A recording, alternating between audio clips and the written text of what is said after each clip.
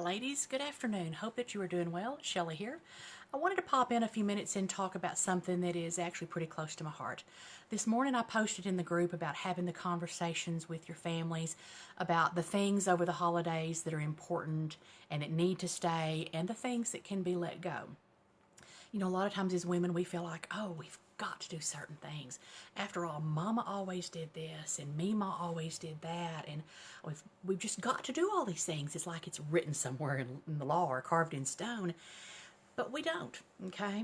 As Halloween gets ready to roll around here in a couple of days, and then Thursday we look up and wow, it's the 1st of November, and we know that from now till the end of the year is just going to be this marathon of uber busy. We don't have to do everything. And I'm going to tell you a little story just to illustrate when this kind of hit home for me, that I didn't have to do everything. And that a lot of times the holiday frenzy that we have and that we feel is imposed, sometimes by other people, definitely, but that sometimes it's self-imposed.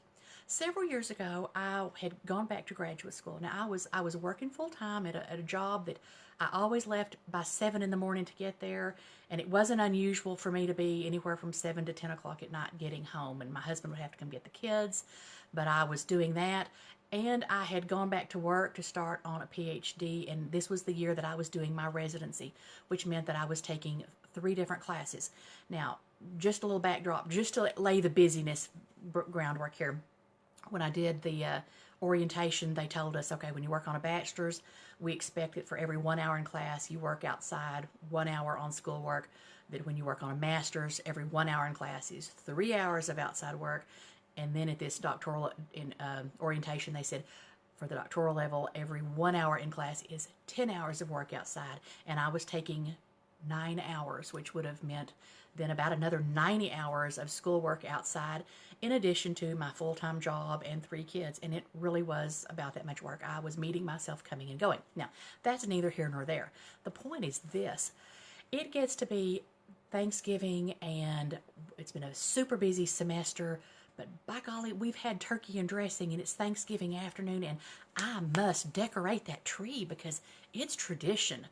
We always had our stuff up right after Thanksgiving, and I knew that the next day I was going to be busy hitting the books again and working on the papers, and by golly, I needed to get that tree decorated that afternoon. So I pulled out all of the stuff, and the living room was a mess, and I'm begging for help. And everybody in the family, well, the kids primarily, are like, Mom, we just don't care. And I'm having a meltdown. I mean, major, mega meltdown, because I need to get this tree up and this house decorated because it's tradition and we must have this. And I'm getting more and more frustrated because people don't want to help. And I finally just kind of said, well, if y'all aren't going to help me, then we're just not going to decorate and we're not going to have a tree this year. And you know what? Their reaction was, that's all right. We don't really care. It's not that big a deal. Holy cow. I thought, I'm sitting here about to have an absolute, well, not about to have, having a meltdown, about ready to burst into a puddle of tears because I've got all these things on my plate and I feel this frenzy to get this tree decorated and the house decorated. And lo and behold, nobody else really cares that much. The one who was causing the frenzy was me. I was the one making myself nuts because I had not taken a step back from the expectation and this feeling that it has to be done this way because it's always been done this way. And I hadn't asked my family what was important to them. I made an assumption that because we had always done things a certain way that we had to continue that way. But at this point in time, they were up big enough that it wasn't that big of a deal to them. And at that point, I cut my Christmas decorating way back. Now, that doesn't mean we don't decorate ever, okay? But my point simply is this. Have the conversations with your family. Decide what is really a priority to you and to the other people. And the things that are making you nuts that nobody cares about, cut them out. They don't have to be there. You don't have to have a tree. We generally don't do the great big humongous tree anymore.